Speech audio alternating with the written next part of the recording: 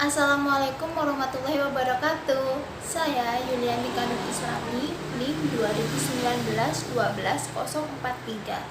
Saya jurusan S1 Administrasi Rumah Sakit dan saya kuliah di Stikes Yayasan Rumah Sakit Dr. Sutomo. Di sini saya akan membahas 8 metode self healing dan teknik relaksasi. Ikut. Nah, sekarang kita akan membahas 8 metode self healing. Yang pertama itu me time.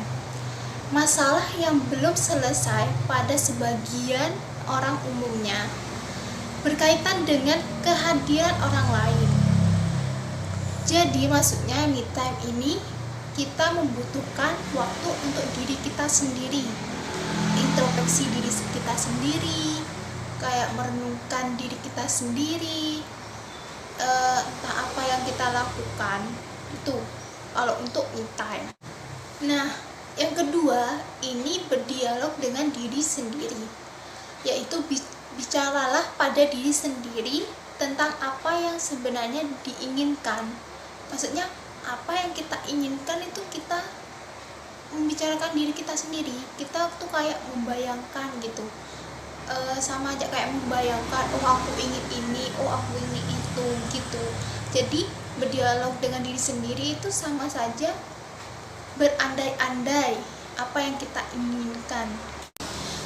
Yang nomor 3 yaitu berdamai dengan keadaan, mengingat kembali peristiwa-peristiwa yang buruk yang masih melekat pada hati kita. Jadi misal saya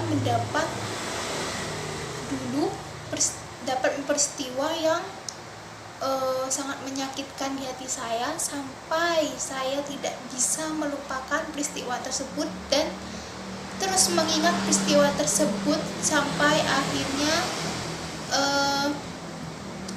sampai mengingat terus peristiwa tersebut dan peristiwa tersebut tidak bisa dilupakan begitu saja meskipun sudah dimaafkan orang tersebut.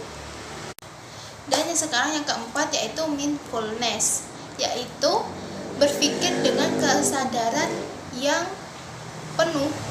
Jadi kayak kalau saya pribadi itu mencari tempat yang tenang, menenangkan diri saya sendiri gitu,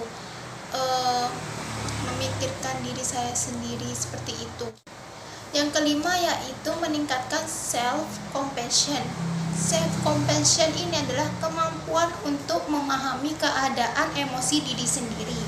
Jadi contoh itu kita tuh kayak merenungkan gimana sih emosi kita terhadap orang atau saat menanggap apa yang orang omongkan pada kita gitu. Jadi intinya tuh menilai emosi gitu saat mendapat cibiran dari orang atau omongan yang orang sampaikan pada kita gitu, atau perbuatan yang mereka lakukan. Nah, sekarang nomor 6 nih, jadikan penyesalan sebagai kekuatan. Sebagian orang pernah mengalami hal yang memalukan dalam hidupnya. Nah, kalau saya pribadi ya, mempunyai hal yang memalukan itu ada, tetapi itu tidak membuat saya menjadi down, tetapi membuat penyesalan tersebut menjadi pelajaran untuk kedepannya agar lebih baik gitu. Nah, yang nomor 7 ini tempatkan masa lalu pada tempatnya.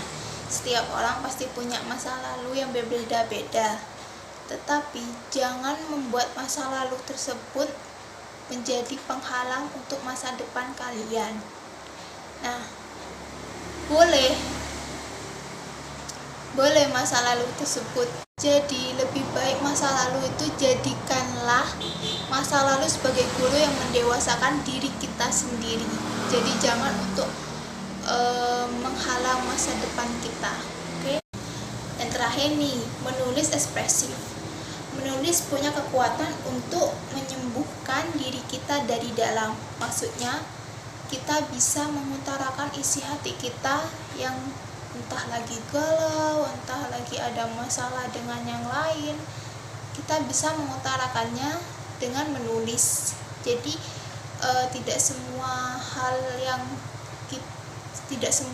yang membuat kita galau atau down itu harus mencurhatkan kepada orang, tapi bisa dengan menulis, karena tidak semua orang ingin masalahnya itu diketahui oleh orang lain. Jadi ada yang lebih suka ke nulis gitu, kayak naruh di buku diary gitu, ya seperti itu.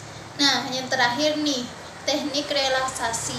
Di sini saya akan mengasih tahu yaitu ada 10 teknik relaksasi, yaitu yang pertama meditasi, yang kedua bernafas dalam-dalam, yang ketiga be present, yang keempat sharing dengan teman, yang kelima dengarkan tubuh Anda, yang keenam kompres, yang ketujuh tertawa keras, yang kedelapan yaitu mendengarkan musik, yang kesembilan bergerak, yang kesepuluh bersyukur.